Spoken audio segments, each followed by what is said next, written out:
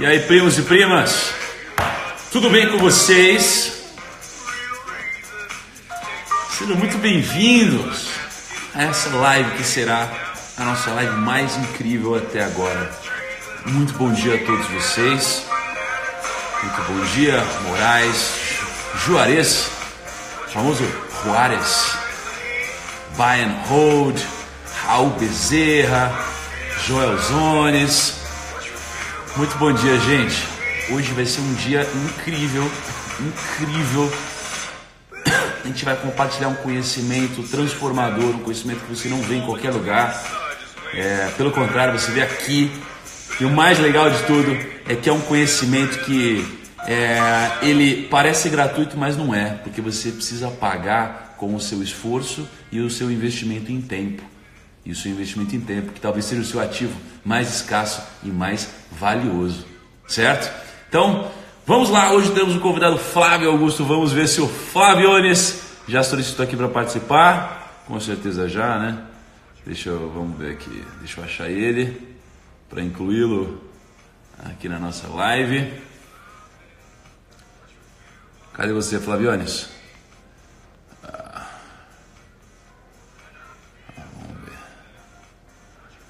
Assim que o Flávio solicitar, eu já aceito aqui. Enquanto eu estou tomando a minha kombucha. Cadê você, Flavião?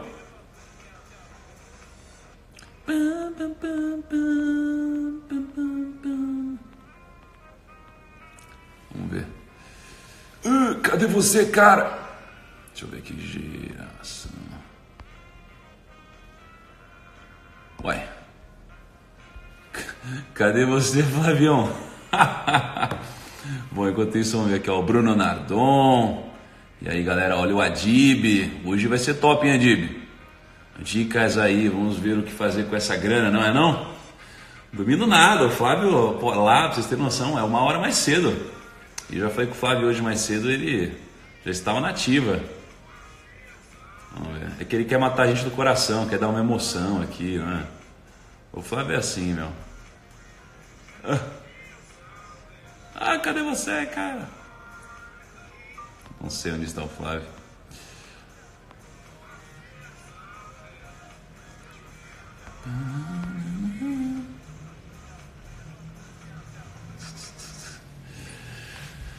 Vamos lá, deixa eu mandar no WhatsApp aqui, vamos ver se está tudo bem. A gente trocou mensagem 5h04. 5h04 da manhã a gente trocou mensagem. O Flávio com certeza está nativo.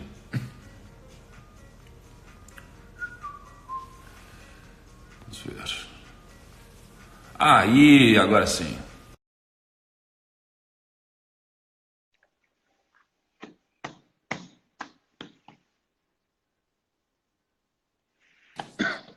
Bom dia! Ô, Flávio! Bando de maluco! Quer matar a gente do coração, meu? Pô, tô aqui, cara. Não faz isso, não. Que isso, cara? Não, e você tá aqui 1 hora mais cedo, né, Flávio? Porque aí não é 5h09, não, né? Aqui são 4h09 da manhã. É isso aí, Uau. Cara.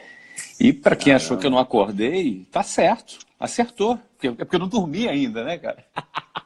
Nossa, cara, é verdade, né? Caramba, aí, que animal. Cara. Flavião, obrigado mais uma vez. Obrigado mais uma vez. Vai ser incrível. Os primos adoram quando você participa. Eu adoro. Você contribui demais. É um impacto nacional aqui incrível. E hoje eu tenho certeza que a gente vai falar sobre um tema muito importante, uma lacuna que existe no Brasil muito grande, né, cara? Que é uma lacuna de educação financeira. E eu queria primeiro que você falasse um pouquinho, Flávio, como que você olha, qual que é o seu ponto de vista sobre a educação financeira aqui no Brasil? Você vê se ela quer uma lacuna? Como você vê o brasileiro cuidando da grana dele? O que você vê, assim? O Brasil tem 2 dificuldades muito grandes, né?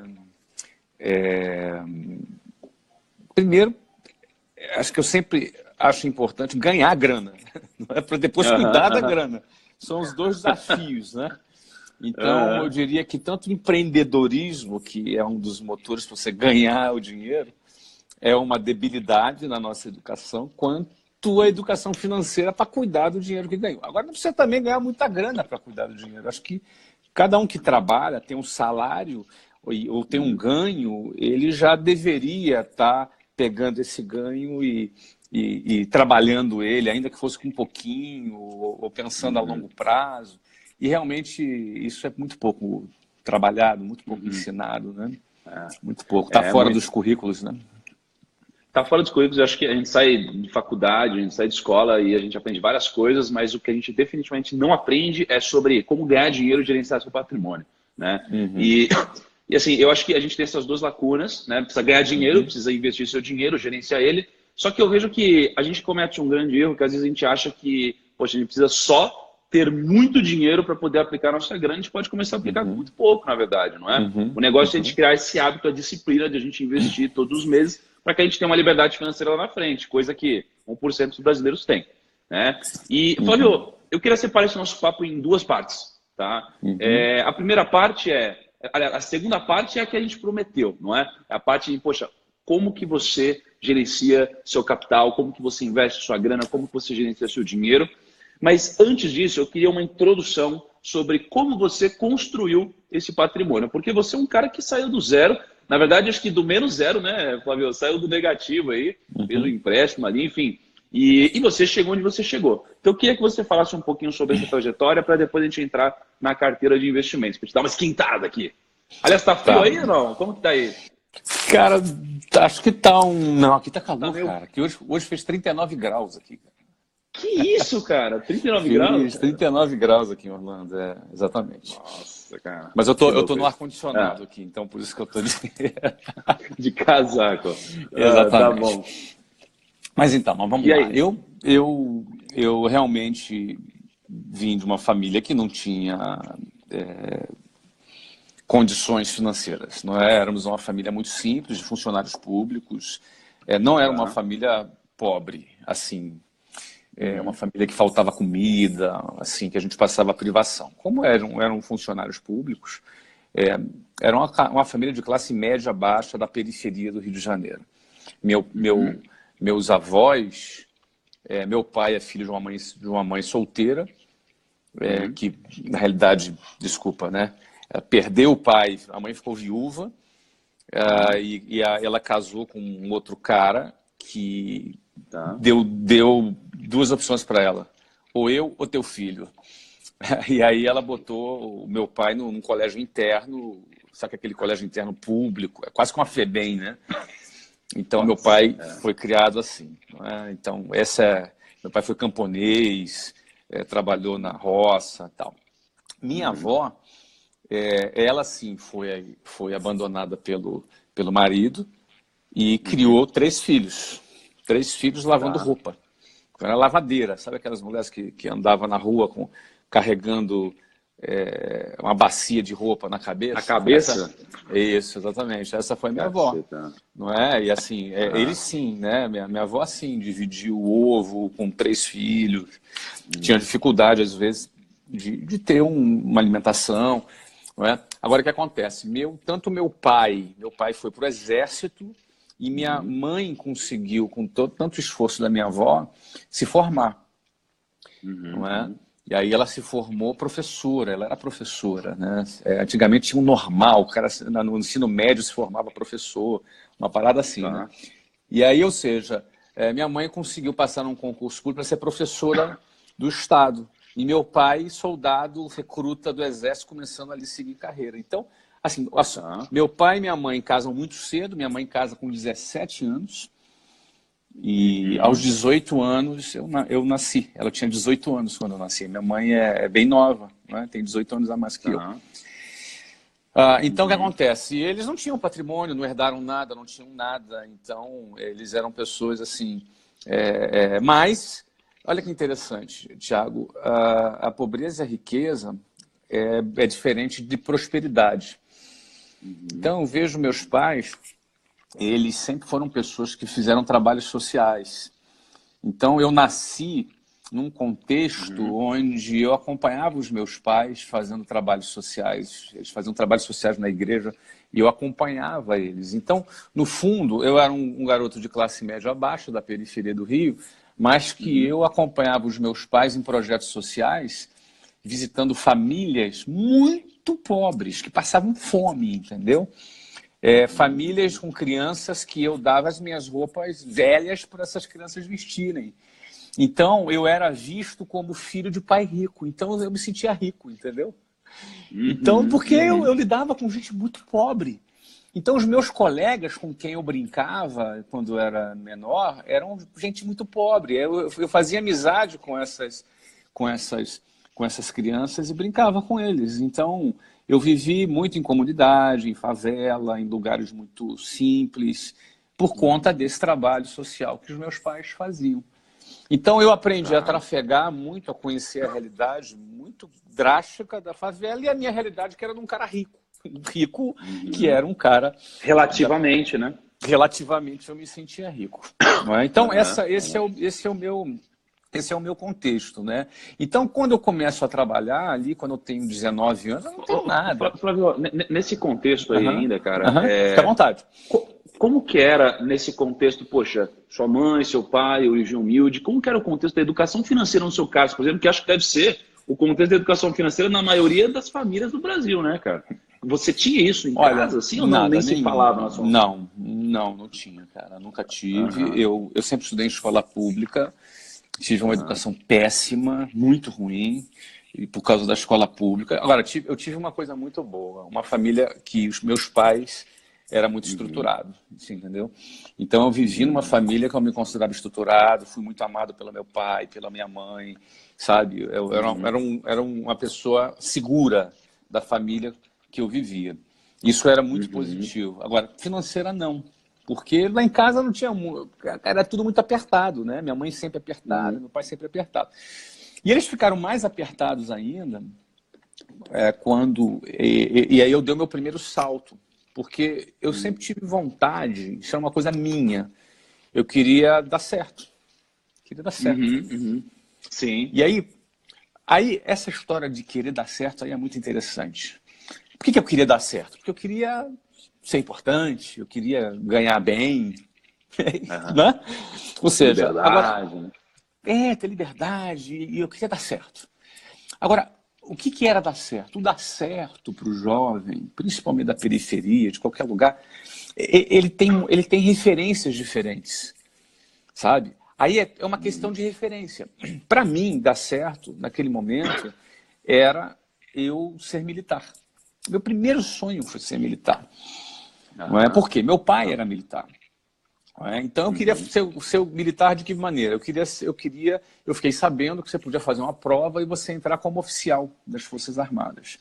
Lá na década de 80, estou falando aqui em 1985, a maioria de vocês que estão me assistindo não tinham nascido. 1985. Em 1985, a gente estava ali naquele período de regime militar, então os militares eram muito prestigiados, né? Falei, cara, eu quero ser oficial da Marinha, oficial do Exército, oficial da aviadora. Eu comecei a desejar esse tipo de coisa. Comentei isso com a minha mãe. Cara, aí é uma coisa interessante. Aí a gente vê que a educação, ela consegue fazer a pessoa dar um salto. Minha mãe deu um salto pela educação, porque ela conseguiu ser professora. No meu caso, a minha mãe pagou o salário dela inteiro. Aí é investimento em educação.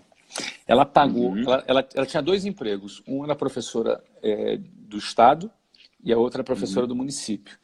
E professor de Estado e município ganha muito pouquinho, até hoje, não é?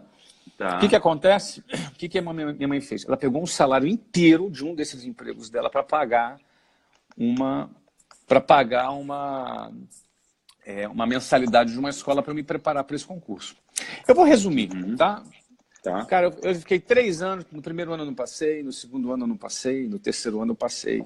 Para resumir, muita gente já conhece essa história, mas o que eu queria dizer é que, quando eu passei, a minha mãe, ela investiu o salário dela inteiro. Óbvio, depois não deu certo, eu não fui militar, fui convidado a me retirar lá da escola, não era muito Ainda bem, né? Ainda bem, né? Ainda bem que eles me fizeram esse favor, porque eu mesmo não tinha ali, era muito novo para tomar essa decisão, não é? Enfim, mas o que eu quero dizer é o seguinte: eu saí de lá, aí eu saí comecei a vender, aí minha história começa do jeito, no momento que vocês inclusive, conheceram, né? Eu acho que tem um ponto legal nesse ponto da história, que muita gente às vezes toma um não, é negado, sofre alguma coisa, e a gente percebe só depois que às vezes isso daqui foi melhor para sua trajetória, né? Às vezes a gente está se martirizando, mas, cara, às vezes isso daqui vem pro bem. Não, né? a minha vida virou um caos, porque meu pai ficou decepcionadíssimo comigo. Né? Muito, e com toda razão. Ele falava, quem é expulso não... Eu falava assim, não, pai, eu não dava para aquilo, eu queria saber. Quem não quer não é expulso. Enfim, Legal. E por aí vai. Mas aí o que acontece? O mais importante que eu queria ressaltar, eu queria dar certo. Quando aquilo ali não era o meu caminho, eu continuei querendo dar certo. Não é? E aí foi quando eu comecei a vender. Foi quando eu comecei a aprendi a vender. Aprender a vender, para mim, ela foi uma declaração da minha independência. Porque eu falei, cara, eu faço a grana, entendeu? Eu gero dinheiro. Eu vendendo, eu gero dinheiro. Que esse era o ponto. Como é que eu vou gerar dinheiro? Como é que eu vou sair daqui? Uma coisa que me incomodava muito era andar de ônibus cheio. Pô, cara, o cara que mora na periferia, tem aí quase 62 mil pessoas agora nos ouvindo, primo, o que acontece? Certamente um monte de gente aqui anda de ônibus. Um monte de gente aqui anda de ônibus lotado, de ônibus cheio. Pô, isso para mim era um grande sofrimento, né? E eu, muitas vezes, dentro do ônibus, lotado ali, cara, eu ficava me perguntando, como é que eu vou sair daqui? Eu olhava para um lado, para o outro, olha, cara, eu quero sair daqui.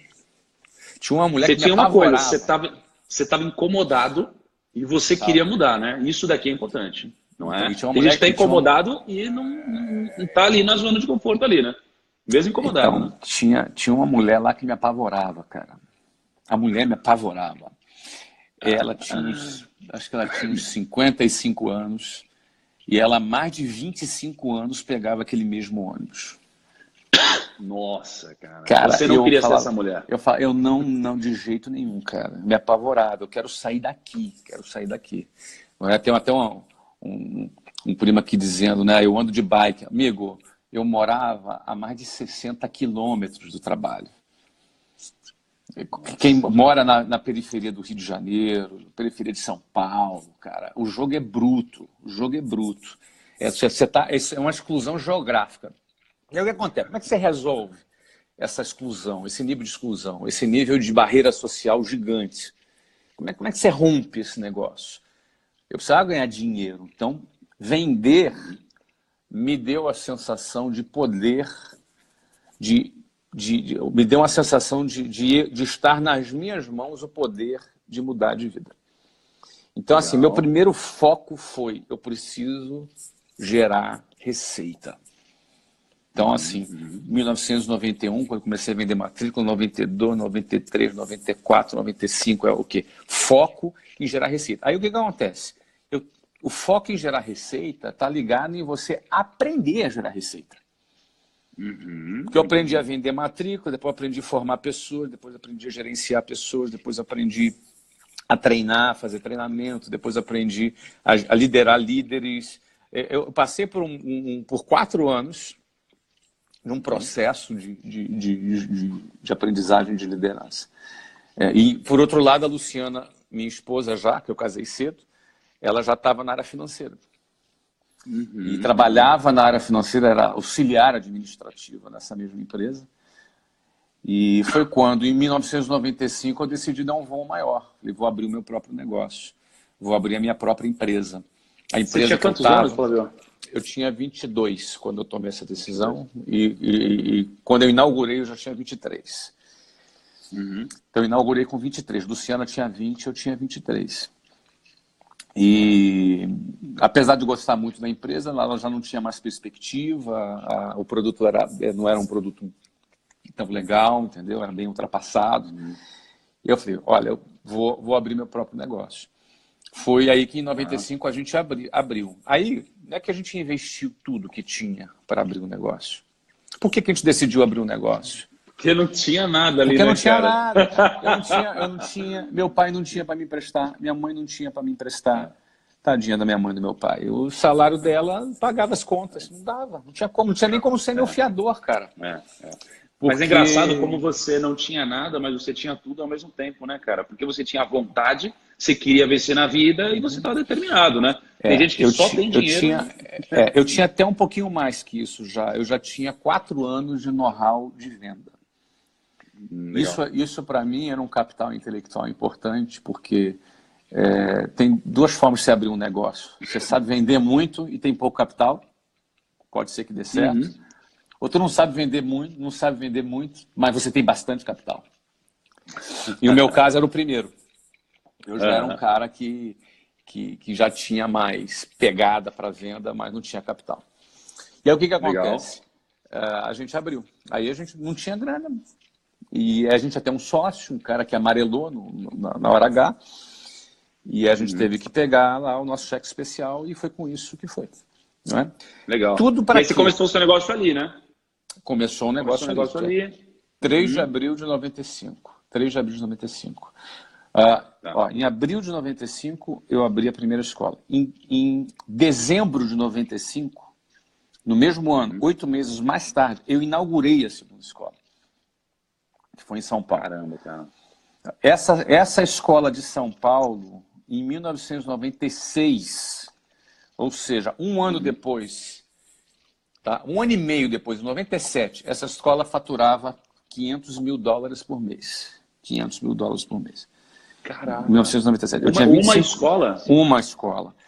A outra faturava do Rio uns $250 mil por mês. Essa outra faturava $500 mil por mês. Ou seja, as escolas bombaram, a gente abriu a primeira, a segunda, enfim.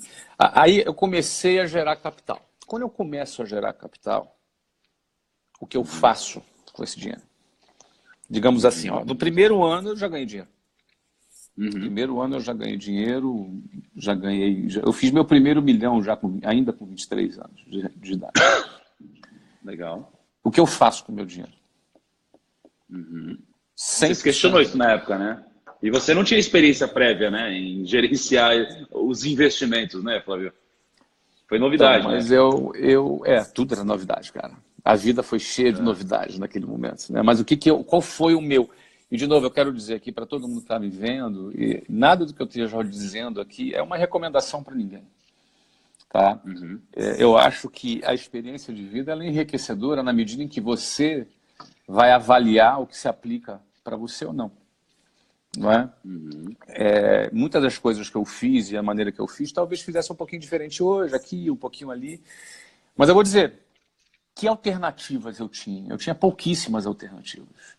Eu não era um cara que vinha de família bacana, eu não tinha. Cara, ou eu dava certo ou eu me ferrava. Eram essas 2 alternativas, eu me ferrava muito. Não tinha opção de errar, né, velho? Cu na reta. Não podia errar. E aí o que acontece? No primeiro ano, eu já fiz mais de R$1 milhão no primeiro ano. No segundo ano, talvez tenha feito 4 ou 5 milhões já no segundo ano. Foi muito rápido. Meu crescimento foi meteórico, muito rápido. Agora a questão é no que... E aí... Meu investimento... Tá. Você está me ouvindo? Deu uma carregada? Tô te ouvindo. Tá. Então, no que eu gastei? Eu investi, vamos dizer 100%, 95%. 5% do dinheiro eu investi na nossa qualidade de vida. A gente mudou, foi morar num lugar bacana, alugado. A gente já não queria comprar nada naquele momento. E assim, a gente melhorou muito, deu um salto grande na nossa qualidade de vida, muito grande. E 95% do nosso dinheiro a gente investiu abrindo mais escolas. Aí, foi um ponto legal que você falou agora, Flávio, que você falou sobre, poxa, eu não queria... a gente alugou um negócio e tal, não estava muito na vibe de comprar um imóvel. E o brasileiro hoje ele tem uma coisa de que, putz, se eu faço 18 anos, eu quero ter meu imóvel próprio, né? Só que às vezes o brasileiro não faz conta. Às vezes faz sentido você financiar imóvel em 30 anos, na maioria das vezes não faz, né? Financeiramente falando. Né? Então, no meu caso, por exemplo, só para dar esse parênteses, eu estou no imóvel aqui que está avaliado em mais ou menos 1,1 milhão. Tá? Eu pago 3 mil de aluguel, mais 1.500 de condomínio, etc. Se eu fosse financiar esse imóvel, eu pagaria ele em 30 anos. Se eu morasse de aluguel e guardasse o excedente e investisse, Até em 10 anos eu pagaria esse imóvel. Olha, Exatamente. ou no final de 30 anos ter 2, imóvel. 3. Exatamente. Exatamente. O pessoal precisa fazer mais conta. Mas vamos lá. Eu acho que, cara, já que tu abriu parênteses aí, eu acho que a pior coisa de comprar um imóvel, dependendo da fase de vida que está a pessoa, ele ficar preso no lugar. Essa é a pior coisa que tem. Porque, cara, o cara é jovem, ele tem que estar liberdade. A liquidez dá para ele liberdade, não é? Dá liberdade. É o melhor lugar. Eu digo, é melhor lugar. Você se muda de escritório, pô, você morava 60 quilômetros do seu escritório, você pode se mudar para ir a pé. Não tem nada melhor que essa qualidade de vida. Mora perto, isso, não tem nada melhor. Então o que acontece? Eu investi 95% do meu dinheiro em abrir escola. Eu abri 24 escolas em 3 anos. Era uma nova escola inaugurada a cada 45 dias. Caraca. Então foi aí. E aí eu me garantia, eu tinha que...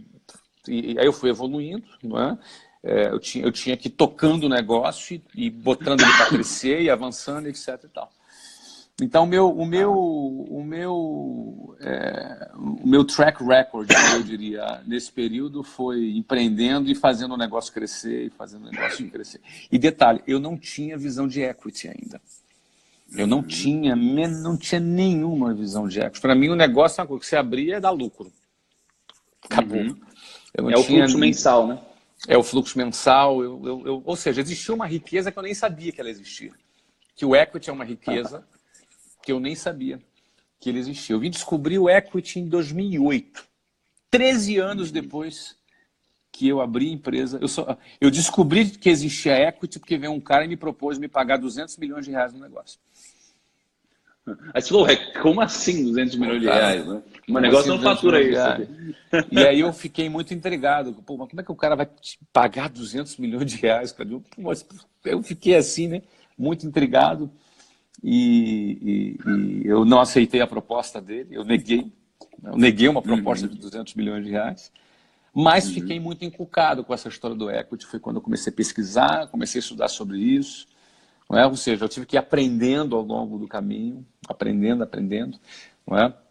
Aí foi quando eu entendi que existia uma riqueza chamada equity, que é o valor do seu negócio, independentemente do lucro ou do fluxo de caixa que você tenha, mas o valor patrimonial daquele negócio que você está construindo, aquela marca, aquele patrimônio, aquilo tudo tinha um valor que era muito importante.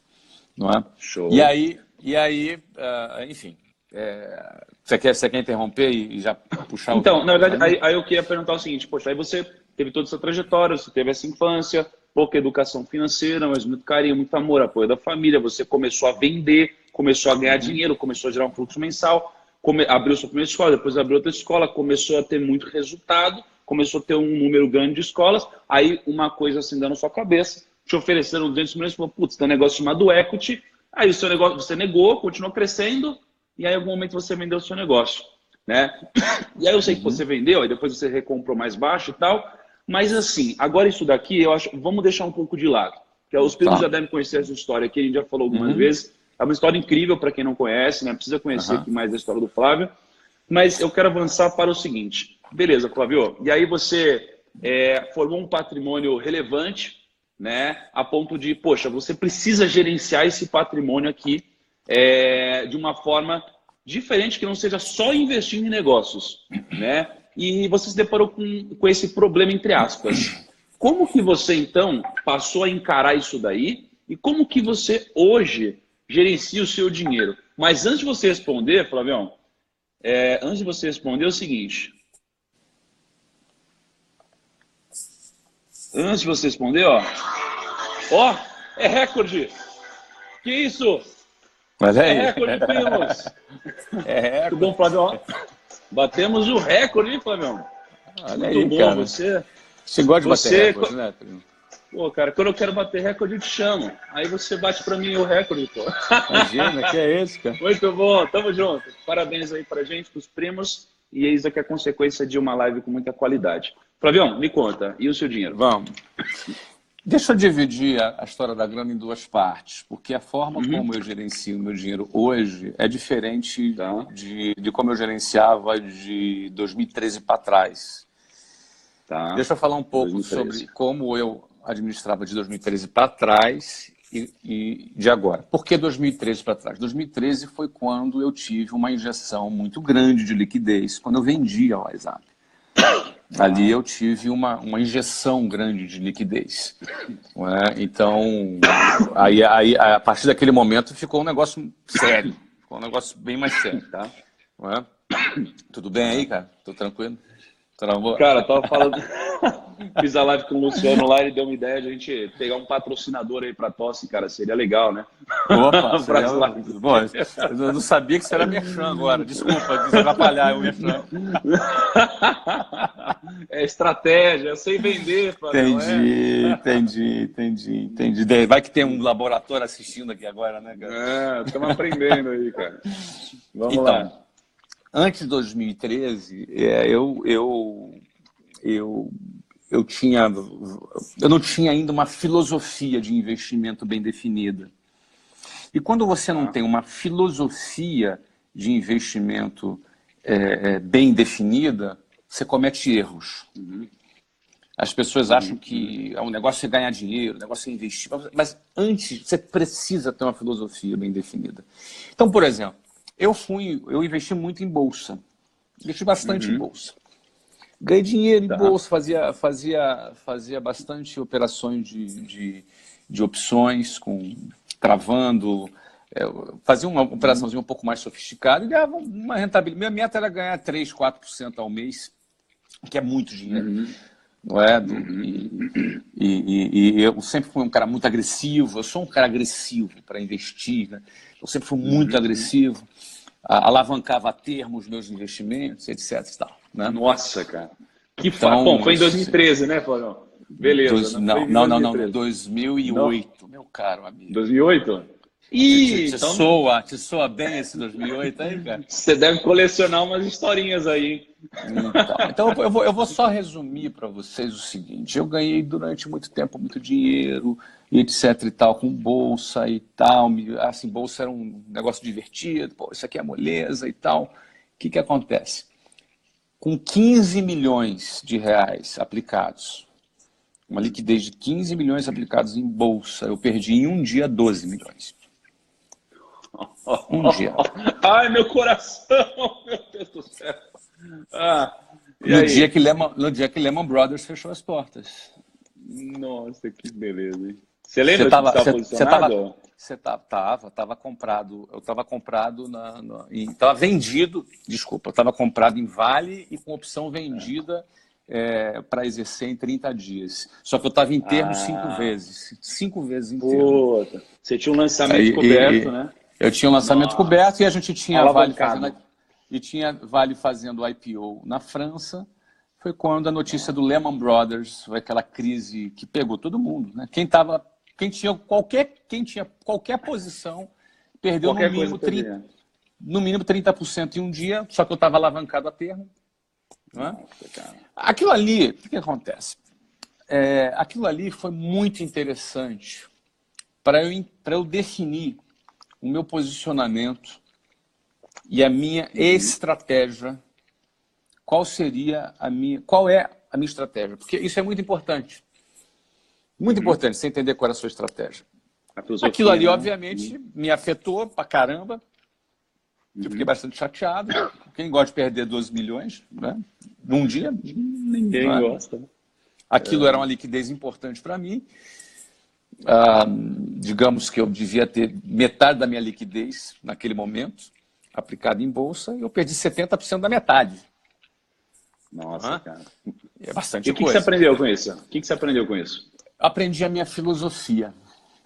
Ficou claro a minha filosofia de trabalho, porque eu sou muito agressivo em negócios, então eu não posso ser muito agressivo em investimento financeiro.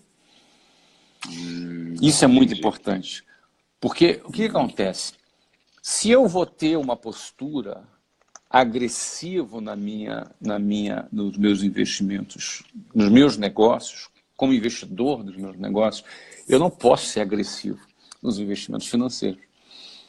Esse foi o meu posicionamento. Desde então, eu tenho um posicionamento claro. Eu sou muito agressivo nos meus negócios. Comprei, vendi, recomprei. Abri um clube de futebol nos Estados Unidos, construí um estádio. captei investimento, investidor, trouxe Goldman Sachs junto para investir no estádio, que fez o financiamento do estádio. Sim. Ou seja, é tudo muito rápido e bastante ousado. Agora, eu estou gerindo, eu tenho controle do negócio. Eu tenho todas as inside informations, todas as informações internas, porque eu sou o gestor, eu sou o dono. Não é? Ou seja, eu sou um investidor que também sou o gestor que tem todas as informações do negócio. Poxa, que coisa boa! Né? Já pensou se você tivesse as informações da empresa? Todas as informações privilegiadas. Não pode. A lei não deixa. Agora, eu quando sou investidor da minha própria empresa e sou o gestor, eu tenho. Então, eu gosto de ser arrojado nos investimentos. Então, a partir de então, aí agora estou vindo para os dias de hoje, eu tenho o meu posicionamento, meu investimento, como é que eu invisto o meu dinheiro?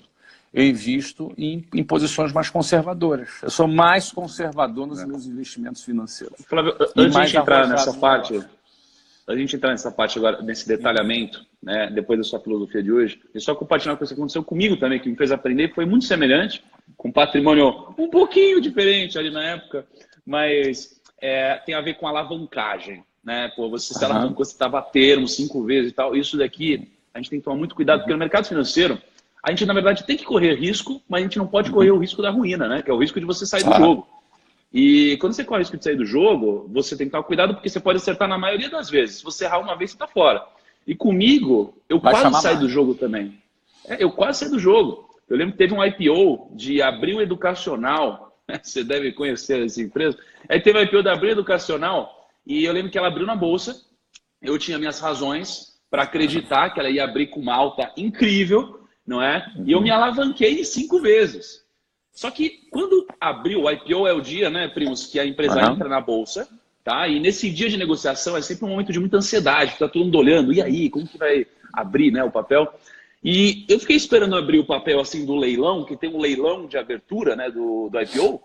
E aí o papel ele abriu, não tinha ninguém comprando, o papel caiu 10% na abertura, eu estava na não 5 vezes. Então, não teve demanda, eu perdi 50% do meu patrimônio na época. E eu aprendi de forma dolorosa, né, a não me alavancar, a não me expor ao risco da ruína, né, entre outras coisas mais. Tá? Então é um aprendizado mútuo aí, Flávio. Tá? E aí você estava contando, aí hoje tem uma carteira mais conservadora. Só por curiosidade, para quem não sabe, essa empresa aí que ele investiu, a Abril Educação, foi a empresa que comprou a WhatsApp. Eu vendi para a Abril Educação. E me tornei depois sócio da Abril Educação. Eu tinha 10% dessa empresa, listada, né? E, caramba, comprou e vendeu, né, para você? Isso, depois eu vendi para o Fundo Soberano de Singapura, que comprou minha posição. Mas, enfim, senhores, eu aprendi que você mais conservador nos investimentos. Você tem que, como você tem a sua carteira, você vai ter um pedaço dela. Cada um tem sua estratégia, mas certamente um pedaço dela você vai ser mais conservador e um pedaço você vai ser mais arrojado. Então, se eu sou arrojado nos negócios, eu não posso ser arrojado no financeiro. Não é? Então, hoje, para mim, você falou, você não pode correr o risco de estar fora do jogo, não é assim? Então, o dinheiro do jogo, para mim, é o dinheiro dos meus negócios. Dinheiro, liquidez é dinheiro fora do jogo, para mim. Tá. Porque eu estou ali só, eu vou ser mais conservador e mais arrojado nos negócios. Então, hoje, eu diria para você que meu patrimônio está alocado mais ou menos aí uns 65%, 70% nos meus negócios e 30%, 35% em liquidez. E quando eu falo de liquidez, aí, obviamente, de uns tempos para cá, nós estamos falando de uma liquidez maior, aí requer um outro tipo de gestão. Né? Hoje eu tenho um family office, tem 6 pessoas que trabalham, um head do family office, um gerente de investimentos, 2 analistas, um advogado e um auxiliar desse advogado que trabalha só no family office para fazer a alocação de recursos. Isso acontece numa estrutura de 5 fundos, nós temos 5 fundos privados, nós somos proprietários dos fundos, 4 fundos no Brasil e um fundo offshore. Ou seja, essa estrutura me dá a possibilidade de fazer tanto fundo de investimento de participação de empresas, como também fundos multimercados. E essa estrutura offshore, eu consigo fazer investimentos dentro do Brasil e fora do Brasil com muita fluidez, com muita rapidez. E essa estrutura, ela também me permite fazer esse planejamento financeiro e também o planejamento fiscal, né? O planejamento tributário. Esses fundos me permitem fazer esse tipo de planejamento. É uma estrutura mais complexa, é cara, você precisa de volume, de escala para justificar essa estrutura. Não é?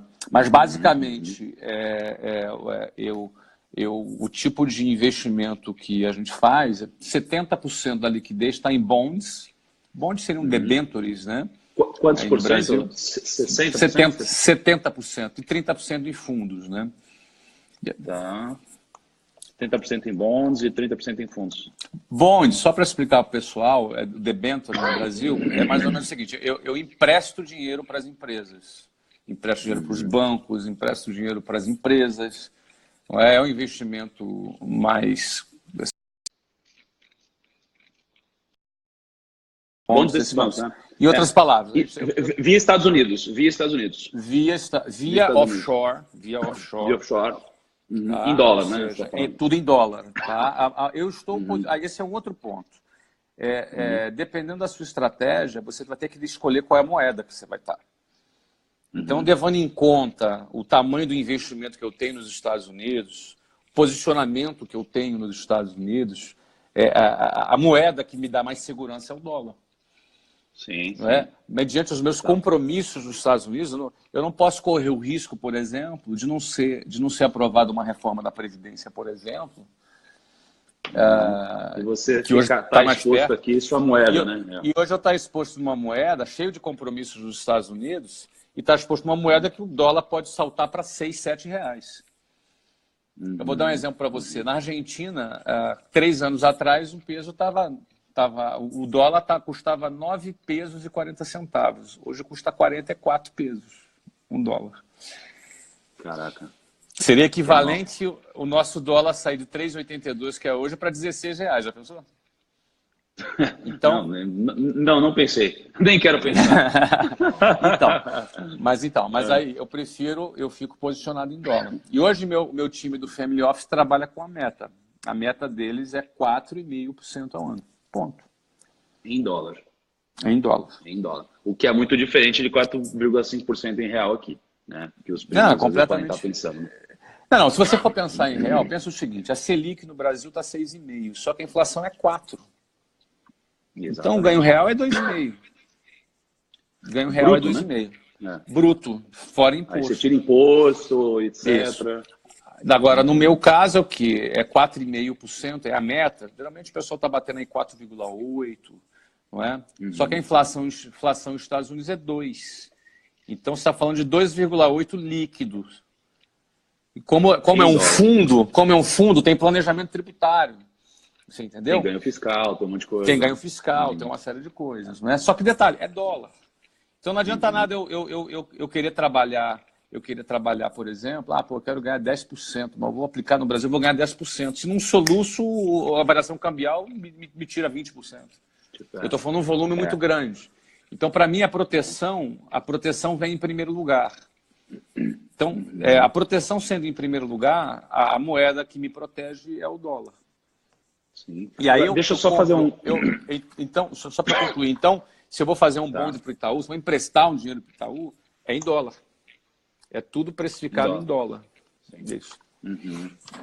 Basicamente assim, primo, só para dar um overview aqui, o que o Flávio está falando poxa, ele é muito agressivo nos negócios, então a maior parte do capital dele está nos negócios dele. Está nos negócios. Então, como ele tem essa agressividade, do outro lado, que ele tem um dinheiro, ele precisa fazer alguma coisa com isso. E esse dinheiro, ele não vai correr um risco de sair do jogo, por exemplo, ele vai investir em coisas mais líquidas e mais conservadoras. Só que como o Flávio tem uma exposição global, digamos assim, tem um patrimônio também relevante, está mais situado nos Estados Unidos, faz sentido para ele, ao invés de ele ter toda a estrutura dele de investimentos aqui no Brasil, ele tem uma estrutura de investimentos nos Estados Unidos. Só que a diferença é que quando você tem mais patrimônio, às vezes justifica você ter uma estrutura própria como um family office para te ajudar a gerenciar tudo isso.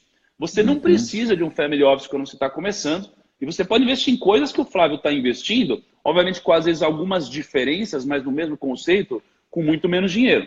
Tá? Então, no caso do Flávio, ele tem a estrutura que ajuda ele, e ele basicamente investe em renda fixa. Só que quando você está investindo em renda fixa, e a gente tem que tomar cuidado para não confundir, o Flávio falou de Itaú. Não é que o Flávio ele vai lá e compra ações do Itaú. Não, é o contrário. Na verdade, ele empresta dinheiro. Emprestando dinheiro para o Itaú. Né? Ele empresta dinheiro para o Itaú e para várias outras empresas. Ele falou, quais outras você falou aí, Flávio? Algumas outras você falou? Eu peguei uma lista aqui, tem mais, Itaú, Morgan Stanley, Citibank, Goldman Sachs, Bradesco, Banco do Brasil, Votorantim, a gente tem uma posição boa com Votorantim, T-Mobile, não é T-Mobile, T-Mobile. Aqui nos Estados Unidos. A gente também investe no Chile, também, empresa de infraestrutura no Chile. Natura também a gente investe. Mas, de novo, não são ações, né? São bonds. Isso. Porque aí, imagina assim, o Flávio, ele se depara com uma decisão. Ele pode emprestar dinheiro para o governo ou ele pode emprestar dinheiro para empresas. As empresas, elas tendem a pagar mais que o governo, porque o governo, teoricamente, é o risco zero do país, não é? Então, tem um prêmio de rentabilidade aqui, porque tem um risco relativamente superior. Só que o Flávio tem uma equipe de análise que ajuda ele a entender, poxa, se faz sentido ele correr esse risco pelo prêmio que ele está recebendo nesses bonds, que no Brasil seria o equivalente a debêntures. Né? E aí a sua carteira ela é de... E aí o risco é o risco, por exemplo, de ser empresta para o Itaú, o risco é o Itaú quebrar. Mas assim, é uma empresa... Muito difícil, é uma empresa muito grande, né? Pô, Goldman Sachs, qual que é o risco de Goldman Sachs quebrar? É difícil, entendeu? É extremamente difícil. Então ele se expõe a um risco relativamente baixo, diversifica a carteira dele. Acho que esse é um princípio importante, né, Flávio? Você diversifica a sua carteira, né? A gente também tá dentro do fundo da Pinco, que investe em países emergentes, que tem 30% dessa liquidez lá com eles, né? O que acontece? O pessoal está perguntando se eu invisto em ações. Eu não invisto em ações. Eu só invisto em ações das minhas empresas. Então, 70% do meu patrimônio está alocado nas minhas empresas. Não é? Então, assim, só para você ter ideia, em termos de posição, tá? Eu investi $100 milhões no Orlando City. O Orlando City hoje vale entre $600 milhões, mais ou menos. Eu fiz 6 vezes em 5 anos. Isso, agora, é arriscado. Mas como eu estou na gestão, está na sua mão, controle, está na minha mão. Então eu me sinto muito mais confortável do que estando na mão de um executivo, de uma outra empresa. Então eu prefiro investir. Se é para investir em ações, eu invisto em ações das minhas empresas. Esse é minha forma que eu estou posicionado hoje.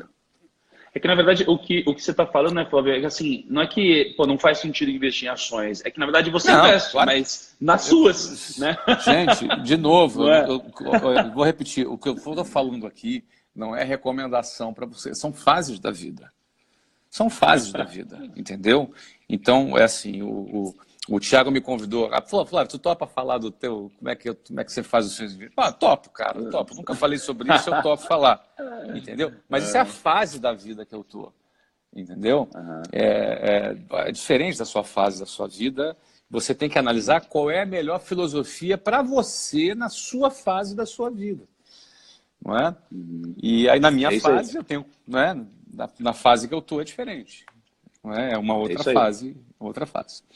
Agora, eu acho que é interessante falar uma coisa também, Flávio, que às vezes o pessoal está pensando, poxa, mas eu não tenho $1 bilhão, sabe? Eu não tenho $1 bilhão, eu não vou conseguir investir bem? Não, você consegue, porque na verdade o Flávio ele investe em bonds, né? E você pode investir em bonds, assim, sei lá, com R$1.000 no Brasil, talvez nem isso. A questão é que o veículo que o Flávio tem por trás, que é para investir através de fundo, family office dele, vai gerar alguns ganhos tributários aqui que você não vai ter.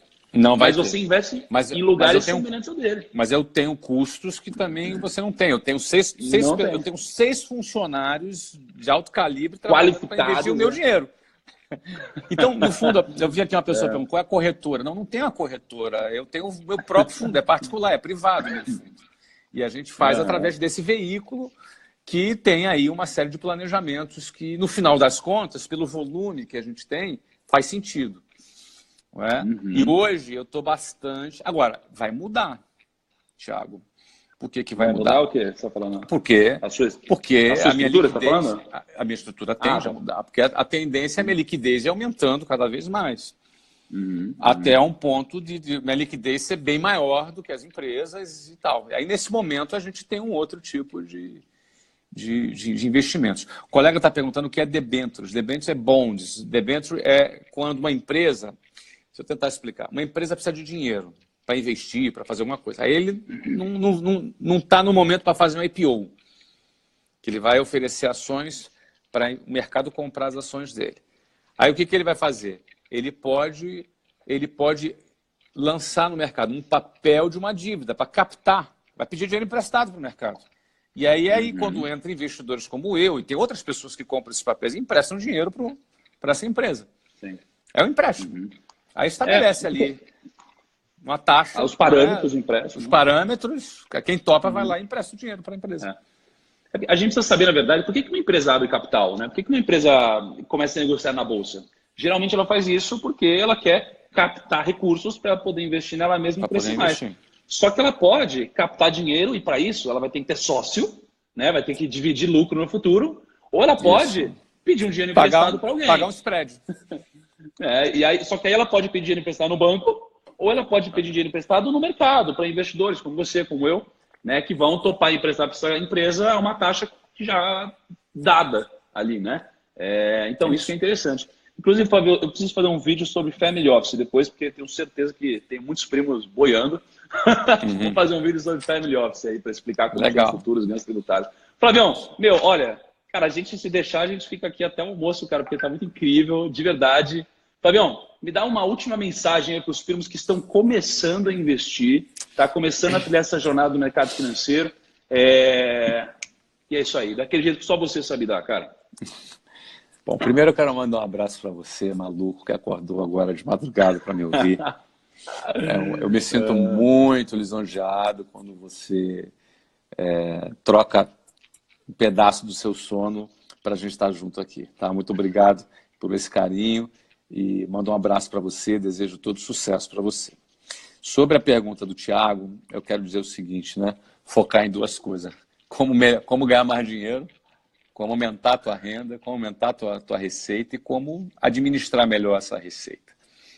Então, eu sempre falo, você é vendedor, meu caro amigo.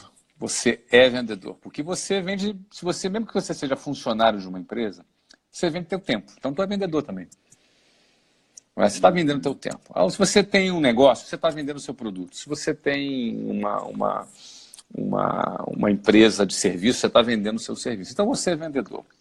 Vender é uma coisa que não te dá limite. Então, eu te sugiro, mesmo que você trabalhe numa empresa, arruma um produto para você vender, cara. Vende alguma coisa. Compra carro, vende carro. Compra relógio, vende relógio. Não importa. Mesmo que seja coisas pequenininhas, começa vendendo, e busca um negócio. Não é? Eu gosto de empreendedorismo. Eu sou fã do empreendedorismo. Eu, se tivesse 18 anos hoje, ia dar um jeito de abrir um negócio. Enfim, não me espanta o medo do risco. Mesmo no Brasil, eu acho o Brasil sensacional para empreender. Eu acho sensacional. Com todos os problemas do Brasil, com todas as maluquices do país, com todas as contradições, eu gosto de empreender no Brasil. Tanto é que eu empreendo no Brasil desde 1995. Já são 24 anos empreendendo no Brasil. Não é? Tem muito custo trabalhista. Cara, eu tenho 10 mil funcionários. Dá, não é? Dá para ter. Mesmo com imposto, dá. Sempre dá. Não é? Então, o Brasil é um país bacana para empreender. Esse é o primeiro ponto, né? Você trazer possibilidade de você ganhar mais. E sobre você gerir,